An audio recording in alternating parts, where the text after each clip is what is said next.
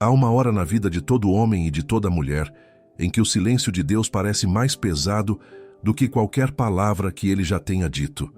Você já sentiu isso? Aquela sensação de que algo está se movendo nos bastidores, mas você ainda não consegue enxergar o quê? Pois eu lhe digo, com toda a convicção que a palavra me permite ter, quando Deus está prestes a mudar a sua história, Ele nunca age de repente. Ele prepara o terreno. Ele envia sinais, que a maioria de nós, ocupados demais com o barulho do mundo, simplesmente não os percebe. O profeta Elias sabia disso melhor do que ninguém. Depois da grande vitória no Monte Carmelo, ele fugiu para o deserto, sentou debaixo de um zimbro e pediu para morrer. E foi ali, no lugar mais baixo da sua fé, que Deus começou a prepará-lo para o próximo capítulo. Não com fogo, não com terremoto, mas com uma voz mansa e delicada, como está escrito no livro de 1 Reis, capítulo 19, versículo 12. Repare bem nisso. Antes da voz mansa, vieram o vento forte, o terremoto e o fogo. E Deus não estava em nenhum deles. Às vezes, confundimos o barulho da vida com a ausência de Deus, quando na verdade Ele está apenas nos conduzindo até o silêncio onde Ele realmente fala. Charles Spurgeon, aquele que ficou conhecido como o príncipe dos pregadores, dizia que a provação mais silenciosa é geralmente a que precede a maior bênção. Ele pregava em Londres para milhares de pessoas, mas viveu boa parte da sua vida lutando contra a depressão, contra a dor física, contra noites em que a fé parecia um fio quase partido. E foi exatamente nesses vales que ele escreveu algumas das palavras mais poderosas já ditas sobre a fidelidade de Deus. Spurgeon compreendia uma verdade que muitos pregadores modernos esquecem. Deus não desperdiça sofrimento, Ele o usa como ferramenta de lapidação. E se você está sentindo hoje que a vida está apertando de todos os lados, talvez não seja um sinal de abandono. Talvez seja exatamente o oposto. O primeiro sinal de que Deus está prestes a mudar tudo é este: uma inquietação que não tem explicação lógica. Você está bem, aparentemente. As contas estão pagas, a rotina segue, ninguém morreu, nada mudou de fato. Mas por dentro, algo se agita. Uma insatisfação santa. Uma vontade demais que não é ganância é chamado. O rei Davi sentiu isso quando ainda cuidava das ovelhas do seu pai. Nada na sua rotina sugeria que ele se tornaria rei.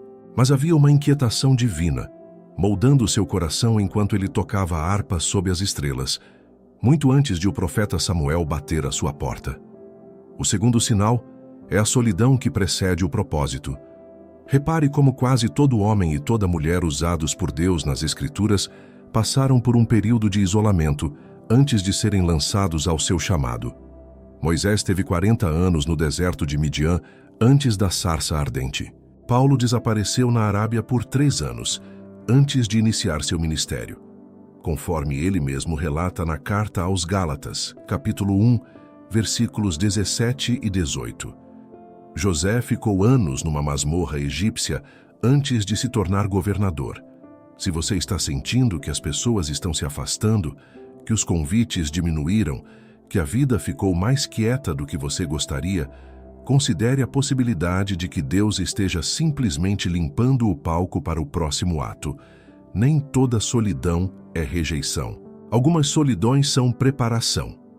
Existe ainda um terceiro elemento que sempre acompanha esses momentos: a sensação de que as portas antigas estão se fechando com uma firmeza estranha. Você tenta voltar para o que era familiar e simplesmente não consegue. O emprego que você amava já não faz mais sentido. O relacionamento que sustentava sua rotina esfriou sem motivo aparente. E você fica ali, confuso, sem entender por que tudo que antes era certo agora parece incerto. Eclesiastes nos lembra que há tempo de plantar e tempo de arrancar o que se plantou, conforme está escrito no capítulo 3 daquele livro. Deus é especialista em fechar portas que já cumpriram seu propósito. E Ele faz isso não para nos ferir, mas para nos libertar das amarras que nos impediriam de caminhar para o que vem a seguir. Há também um detalhe que muitos leitores das Escrituras deixam passar, despercebido na história de Gideão. Quando o anjo do Senhor o encontrou, ele estava escondido, debulhando trigo dentro de um lagar, com medo dos midianitas, como narra o livro de Juízes, capítulo 6, versículo 11.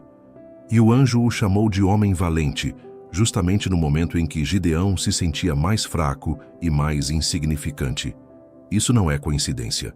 Deus costuma nos chamar pelo nome do que estamos prestes a nos tornar, não pelo nome do que já somos. Se você tem se sentido pequeno demais para o que Deus está pedindo, saiba que essa sensação de insuficiência quase sempre acompanha os maiores chamados da história bíblica. Moisés gaguejava, Jeremias se dizia jovem demais, Gideão se via como o menor da sua família, na tribo mais fraca de Manassés. E ainda assim, cada um deles foi usado de maneira extraordinária, porque a força nunca esteve neles, mas naquele que os enviava. Eu sei que é difícil confiar quando tudo ao redor parece desmoronar. Eu sei que a mente humana quer respostas imediatas, quer um cronograma, quer garantias por escrito. Mas a fé, meus amigos, nunca funcionou assim. Abraão saiu de sua terra sem saber para onde ia, como registra o livro de Hebreus, capítulo 11, versículo 8. Ele não tinha mapa, tinha apenas uma promessa e a disposição de confiar nela, mesmo caminhando no escuro. E é justamente aqui, nesse ponto do caminho, que muita gente desiste. Desiste um passo antes do milagre. Desiste na última curva antes da bênção prometida. Por isso, continue comigo até o final deste vídeo, porque ainda faltam sinais fundamentais que você precisa reconhecer. Sinais que, se ignorados, podem custar exatamente aquilo que Deus está tentando lhe entregar. Antes de seguirmos, preciso lhe pedir uma coisa simples, mas que faz toda a diferença para que essa palavra continue alcançando outras vidas. Se você ainda não é inscrito neste canal, inscreva-se agora. Assim você não perde nenhuma mensagem que Deus tem preparado para os próximos capítulos da sua caminhada. E se essas verdades estão tocando o seu coração, separei algo especial para você aprofundar essa intimidade com Deus nos próximos dias. É o nosso guia, 21 dias para restaurar sua intimidade com Deus, disponível no link fixado no primeiro comentário. Muitas pessoas que caminharam por essa jornada relataram uma virada real na forma de enxergar os tempos difíceis que estavam vivendo. Vale a pena conferir. Existe um quarto sinal que passa despercebido pela maioria das pessoas, mas que as Escrituras registram com uma frequência impressionante. Os sonhos e as revelações que chegam justamente nos períodos de maior transição. José, filho de Jacó, sonhou com feixes de trigo se curvando diante do seu, e sonhou com o sol, a lua e 11 estrelas se inclinando diante dele, conforme está escrito no livro de Gênesis, capítulo 37, versículos 5 a 9. Ele tinha 17 anos. Não fazia o menor sentido, nem para ele nem para seus irmãos. Mas aquele sonho carregava uma semente que só germinaria mais de 2 décadas depois, no Egito, quando José finalmente se tornaria governador e salvaria sua própria família da fome. Deus plantou a visão muito antes de preparar as circunstâncias para cumpri-la. Talvez você tenha tido sonhos recentes que não conseguiu explicar direito. Talvez tenha acordado no meio da madrugada com uma sensação estranha, um aperto no peito, uma certeza sem lógica de que algo está prestes a mudar. Não estou dizendo que todo sonho é uma mensagem divina. Seria leviandade da minha parte afirmar isso sem discernimento. Mas o padrão bíblico é claro. Quando Deus está preparando um novo capítulo, Ele frequentemente fala através da noite, através do inconsciente, através daquilo que a mente desperta, insiste em ignorar. Jó afirma que Deus fala uma vez e até 2, e o homem não o percebe. Fala em sonho, em visão noturna, quando cai sono profundo sobre os homens, adormecidos na cama, como está registrado no livro de Jó, capítulo 33, versículos 14 e 15. Junto com os sonhos vem o quinto sinal. Pessoas que cruzam seu caminho, trazendo confirmações que você não pediu. Você comenta algo em particular, quase em segredo, e de repente alguém, sem contexto nenhum, fala exatamente sobre aquilo. Um versículo aparece 3 vezes na mesma semana, vindo de fontes diferentes.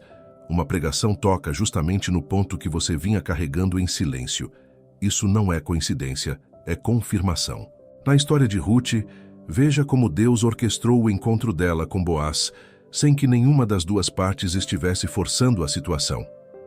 Ruth simplesmente saiu para colher espigas e aconteceu, diz o texto, que a parte do campo pertencia a Boaz, parente próximo de seu falecido sogro, conforme relata o livro de Ruth, capítulo 2, versículo 3. O que parecia acaso era providência disfarçada. Muitos de nós esperamos que Deus fale através de um raio no céu, de uma voz audível, de um milagre espetacular transmitido ao vivo. Mas a experiência de milhares de homens e mulheres de fé ao longo de toda a história mostra o contrário. Deus prefere a linguagem discreta das coincidências organizadas, dos encontros que parecem simples acasos, das pessoas certas aparecendo no momento certo, quase sem explicação lógica para a sua presença ali.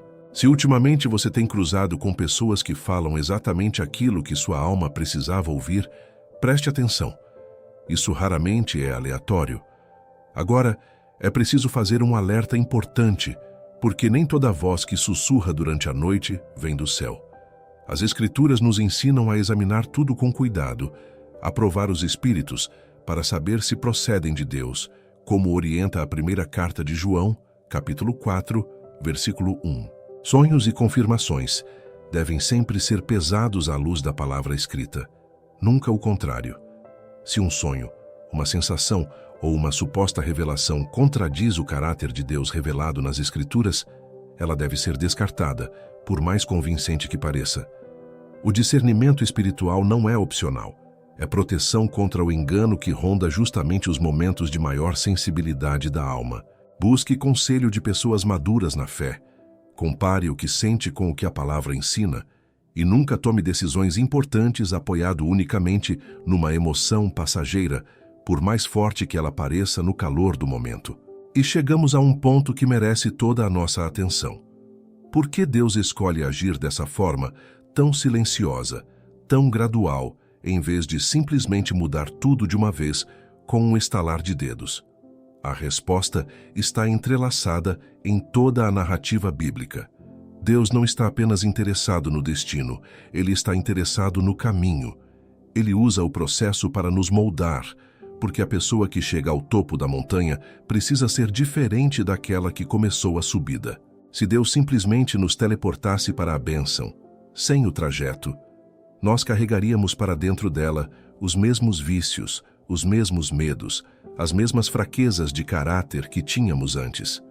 A travessia existe para nos preparar a carregar o peso da glória que vem depois dela. Pense em José novamente. Se ele tivesse se tornado governador do Egito diretamente, sem passar pela escravidão na casa de Potifar, sem a injustiça da prisão, sem os anos esquecido numa masmorra, ele provavelmente teria se tornado um homem arrogante, cruel com seus próprios irmãos, quando finalmente tivesse poder sobre eles. Mas o sofrimento lapidou seu caráter de tal forma que, quando o momento chegou, ele foi capaz de dizer aos irmãos que o venderam como escravo: Vós intentastes o mal contra mim, porém Deus o tornou em bem, como está escrito no capítulo 50 do livro de Gênesis, versículo 20. Só um coração completamente restaurado consegue dizer uma frase dessas sem amargura. Ainda uma nuance importante que precisa ser dita sobre esse tempo de espera entre o sonho e o seu cumprimento. O profeta Abacuque, angustiado com a injustiça ao seu redor e sem entender o silêncio de Deus diante de tanto sofrimento, subiu à sua torre de vigia e ali resolveu esperar para ver o que o Senhor lhe diria, conforme registra o livro de Abacuque, capítulo 2, versículo 1. E a resposta que recebeu não foi imediata nem espetacular. Foi uma instrução para escrever a visão de forma clara numa tábua, porque, embora ainda estivesse por se cumprir, ela certamente se cumpriria e não tardaria, como está no versículo 3 do mesmo capítulo. Note bem, Deus não repreendeu Abacuque por perguntar, por questionar, por exigir uma resposta. Ele simplesmente pediu paciência e registro. Escreva o que você está sentindo. Anote os sonhos, as confirmações, as inquietações. Porque quando o cumprimento chegar, você vai precisar olhar para trás e reconhecer o caminho que Deus traçou, passo a passo, muito antes de você entender para onde estava indo. Talvez esse seja exatamente o seu momento agora. Talvez os sonhos estranhos, as confirmações inesperadas, a inquietação sem explicação e a solidão que temos conversado ao longo deste vídeo sejam juntos o anúncio silencioso de que sua travessia está quase completa. Ainda há mais sinais para reconhecermos, e alguns deles são mais desafiadores de aceitar do que os que já vimos até aqui. Continue comigo, porque o próximo é justamente aquele que costuma gerar mais resistência no coração humano.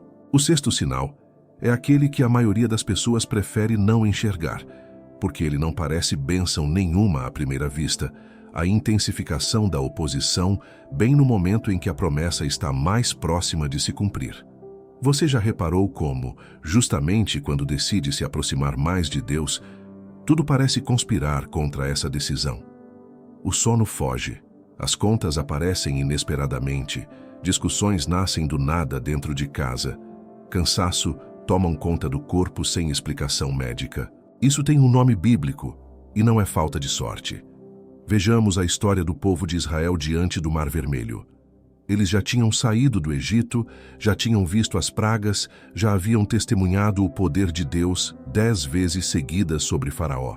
E ainda assim, ao se depararem com o mar à frente e o exército egípcio se aproximando por trás, entraram em pânico e clamaram contra Moisés, dizendo que seria melhor terem permanecido escravos, conforme relata o livro de Êxodo, capítulo 14, versículo 12. Note a ironia.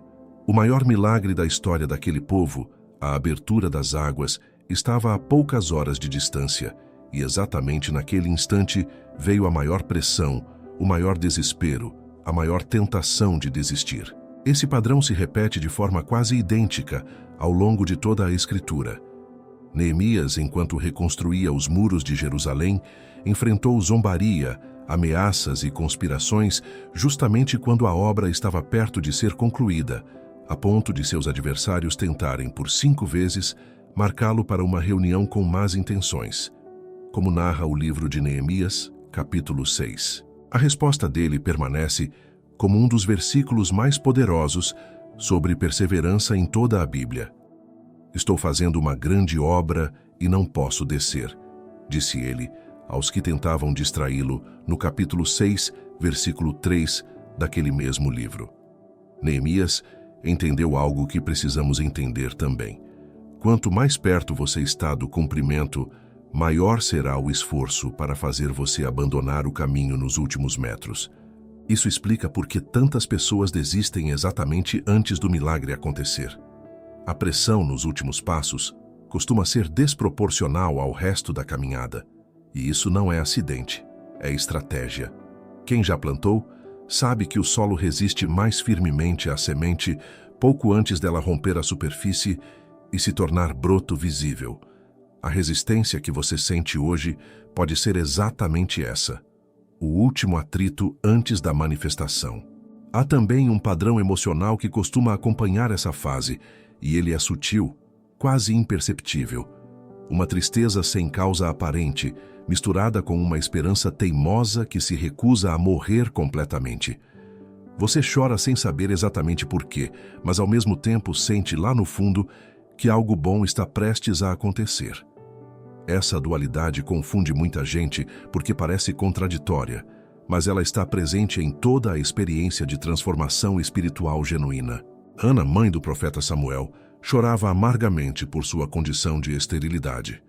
Orava com tanta angústia que o sacerdote Eli a confundiu com uma mulher embriagada, conforme conta o livro de 1 Samuel, capítulo 1, versículos 13 e 14. Mas foi justamente ali, no ponto mais baixo da sua dor, que ela recebeu a promessa que mudaria a história de Israel. Existe também um aspecto físico nessa jornada que merece ser mencionado, porque muitas pessoas se sentem culpadas quando o corpo reage às pressões espirituais e emocionais que estão enfrentando. O cansaço, a dificuldade de concentração, até mesmo certos incômodos físicos, podem ser reflexos naturais de uma alma em processo de transformação profunda. Jesus, no jardim do Getsêmani, suou como grandes gotas de sangue diante da angústia que sentia, segundo relata o Evangelho de Lucas, capítulo 22, versículo 44. Se o próprio Filho de Deus experimentou uma agonia física tão intensa antes do maior propósito de todos os tempos, se cumprir na cruz, por que esperaríamos atravessar nossas próprias transições sem qualquer desconforto? O que quero que você entenda com toda clareza é que a presença da luta não invalida a promessa. Muitas pessoas interpretam a dificuldade como sinal de que erraram o caminho, de que Deus as abandonou, de que talvez nunca houvesse promessa nenhuma, apenas ilusão. Mas as Escrituras contam outra história. Elas mostram repetidas vezes que a intensidade da batalha costuma ser proporcional à grandeza do que está sendo preparado. Ninguém guerreia tanto por uma coisa pequena. Se o inimigo está lutando com tanta força para te fazer desistir agora, considere isso um indício de que aquilo que está por vir vale, e muito, a resistência que você está enfrentando neste exato momento. Pense também na trajetória de Davi antes de se tornar rei. Ele já havia sido ungido por Samuel, ainda jovem, em meio à sua própria família, como está escrito no livro de 1 Samuel, capítulo 16, versículo 13. Mas entre a unção e o trono, vieram anos de perseguição implacável por parte do rei Saul, que o caçava pelas cavernas e desertos de Judá como quem caça um criminoso perigoso. Repare bem, Davi já tinha a promessa confirmada por um profeta, o óleo já havia sido derramado sobre sua cabeça e ainda assim precisou fugir, esconder-se, viver anos numa condição de instabilidade extrema antes de finalmente sentar no trono de Israel. Isso desmonta uma ideia perigosa que muita gente carrega, a de que, uma vez recebida a promessa, o caminho até ela deveria ser tranquilo. A Bíblia não ensina isso em nenhum lugar. Ela ensina, isso sim, que entre a promessa e o cumprimento existe quase sempre um deserto a ser atravessado, e que a forma como reagimos a esse deserto determina o tipo de pessoa que seremos quando a bênção finalmente chegar. Há um detalhe notável na atitude de Davi durante esse período.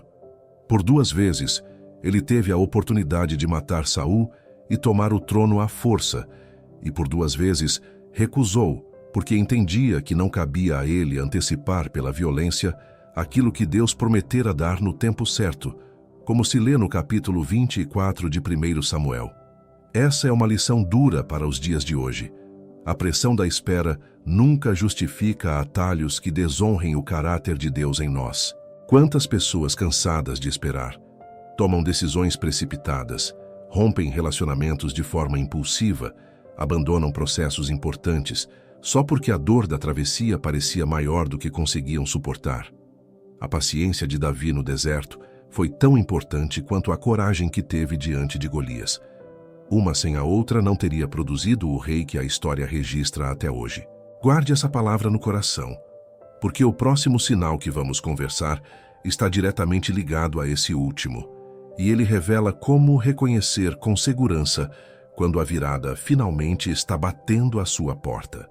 Chegamos enfim ao 7º sinal, aquele que costuma aparecer por último e que funciona quase como uma confirmação final de tudo que já foi dito até aqui. Uma paz que não tem explicação lógica alguma, chegando bem no meio do caos que ainda não se resolveu. Não estou falando de ausência de problemas. As contas continuam as mesmas, a situação de saúde ainda preocupa, o relacionamento ainda está em tensão. Mas, de repente, algo muda por dentro.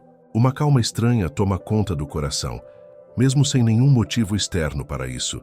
O apóstolo Paulo descreveu essa experiência de forma precisa quando escreveu que a paz de Deus, que excede todo o entendimento, guardará os nossos corações e os nossos pensamentos, conforme está registrado na carta aos Filipenses, capítulo 4, versículo 7.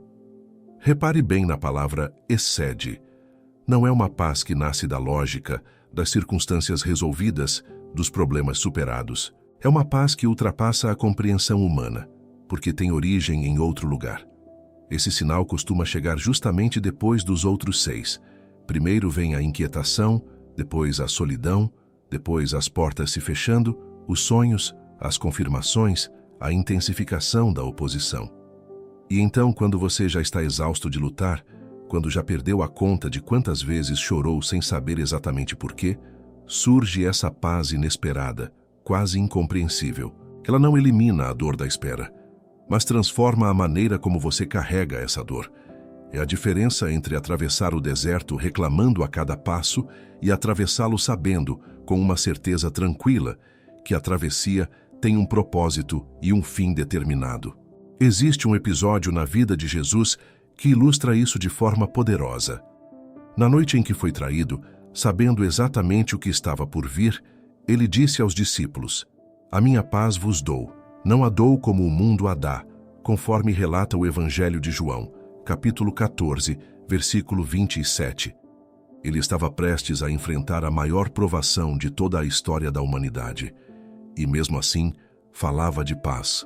Uma paz completamente diferente daquela que o mundo oferece, que depende de circunstâncias favoráveis para existir.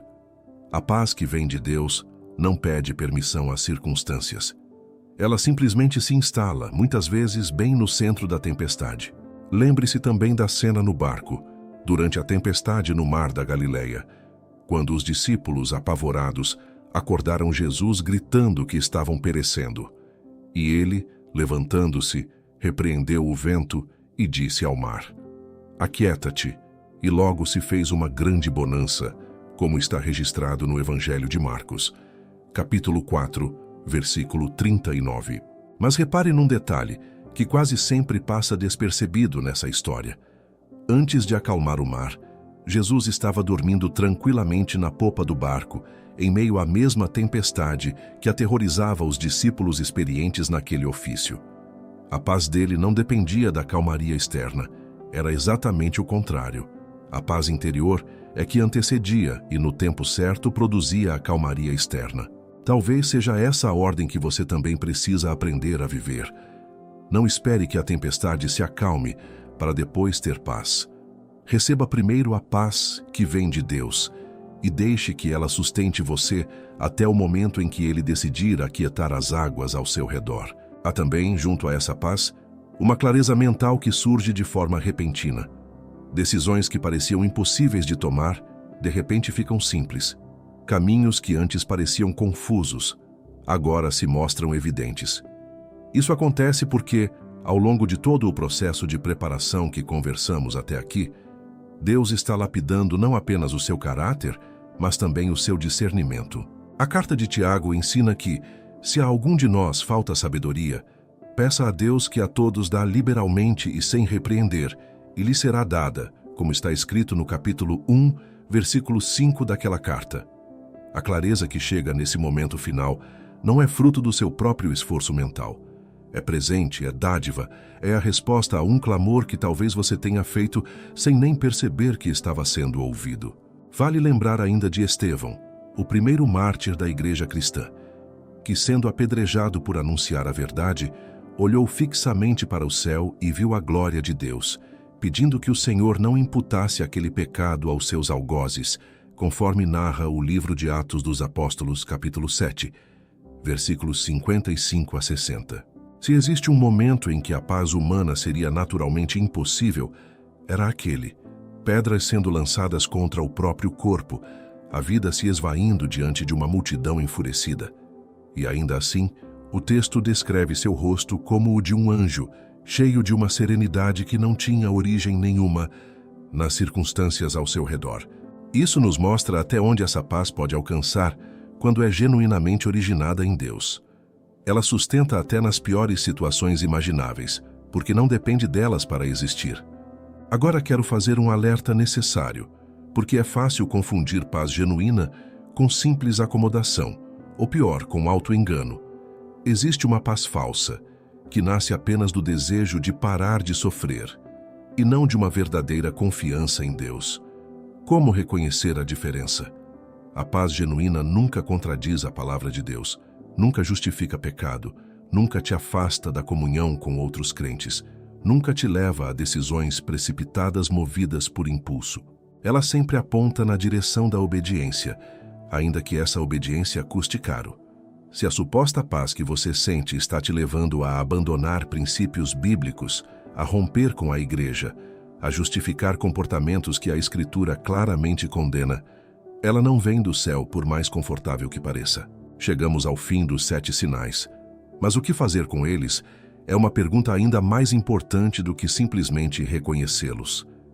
De que adianta identificar todos os movimentos de Deus preparando a sua virada, se você continuar vivendo como se nada estivesse acontecendo?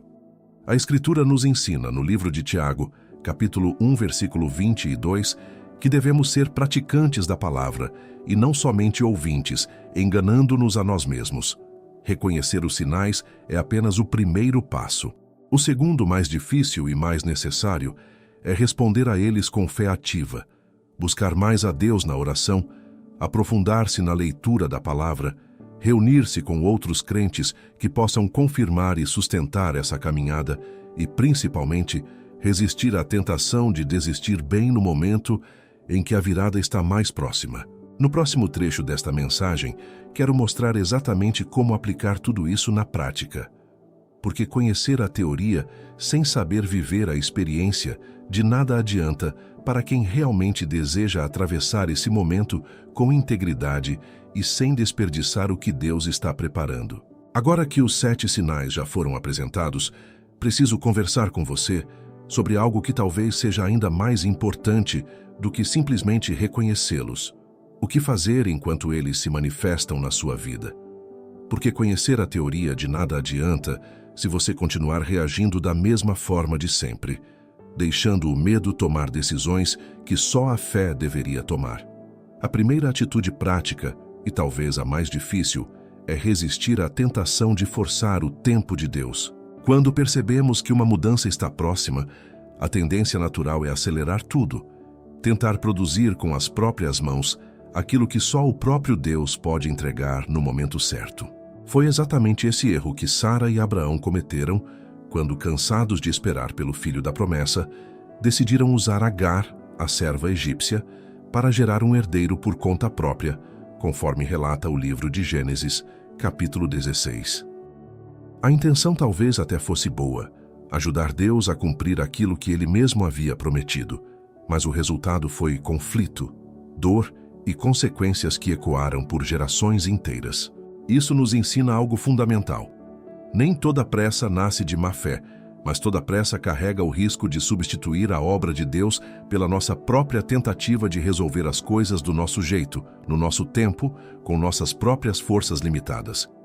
A segunda atitude prática é cultivar o hábito da oração perseverante, não como um ritual mecânico, mas como uma conversa contínua, honesta, muitas vezes até confusa, com aquele que conhece cada detalhe do que você está vivendo.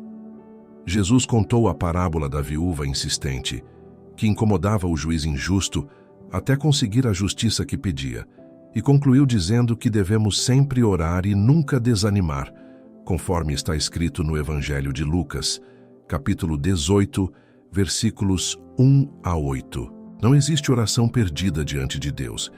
Mesmo quando parece que o céu está em silêncio, cada palavra dita em fé está sendo processada nos bastidores de uma forma que muitas vezes só entenderemos depois, olhando para trás. Daniel é um exemplo notável dessa perseverança. Ele orou durante 21 dias inteiros, sem receber resposta visível, até que um anjo finalmente lhe apareceu, explicando que desde o primeiro dia em que ele havia decidido humilhar-se diante de Deus, a resposta já havia sido enviada. Mas um confronto nos bastidores espirituais atrasou sua chegada, conforme narra o livro de Daniel, capítulo 10, versículos 12 e 13. Isso nos ensina algo essencial. O silêncio aparente entre a oração e a resposta não significa de forma alguma que Deus não ouviu.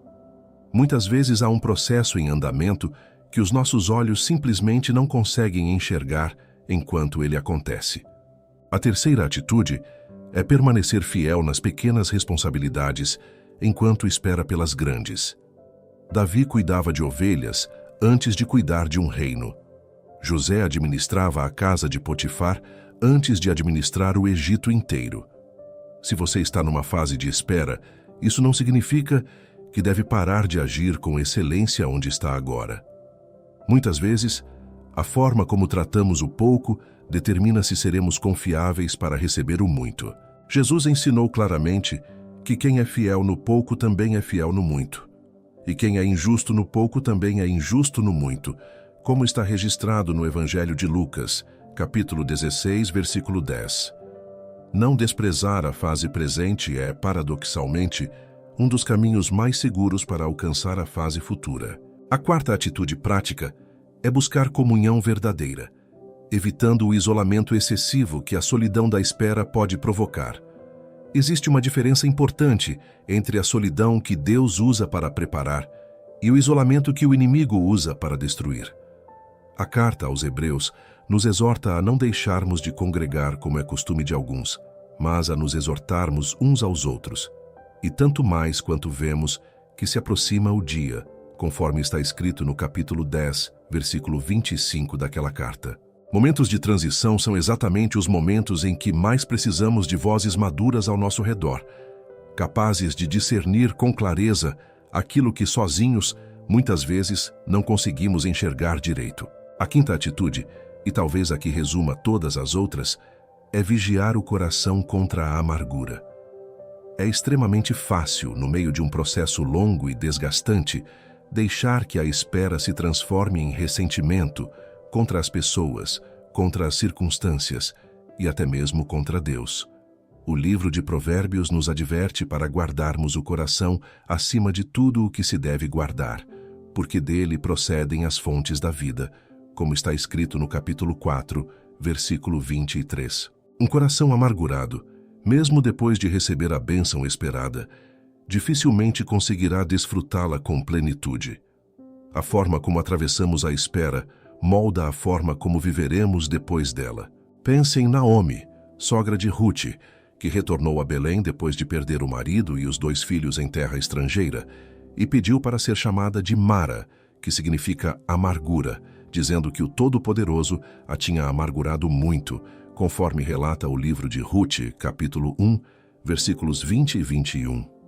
A dor dela era real, legítima, ninguém tem o direito de minimizá-la. Mas repare no que acontece nos capítulos seguintes daquele mesmo livro. É justamente através de Ruth, a nora que ela quase perdeu pelo caminho, que Deus reconstrói a vida de Naomi, até o ponto de as mulheres da cidade declararem que ela tinha um neto que seria o sustento da sua velhice. Avô do rei Davi, como está registrado no capítulo 4 daquele livro. A amargura de Naomi era compreensível, mas não impediu que Deus continuasse trabalhando nos bastidores da sua história, mesmo enquanto ela ainda carregava aquele nome de dor. Quero também deixar claro que reconhecer esses sinais não é uma ciência exata, nem uma fórmula garantida, como se Deus estivesse obrigado a seguir um roteiro fixo em cada vida. Cada pessoa vive um processo único, com tempos diferentes, intensidades diferentes, sinais que aparecem numa ordem que pode não ser exatamente essa que conversamos ao longo deste vídeo. O que permanece constante em toda a história bíblica de transformação é o caráter de Deus, fiel, presente, ativo, mesmo quando parece distante. O salmista declarou que, ainda que andasse pelo vale da sombra da morte, não temeria mal algum, porque Deus estava com ele, conforme o Salmo 23, versículo 4. Essa presença constante é a única garantia verdadeiramente sólida em meio a qualquer processo de espera. Se você reconheceu ao longo desta mensagem 2, 3 ou até os 7 sinais acontecendo simultaneamente na sua vida, quero te dizer com toda a convicção que minha voz pode carregar. Você não está sozinho e você não está sendo esquecido. O silêncio que você sente não é abandono, é preparação.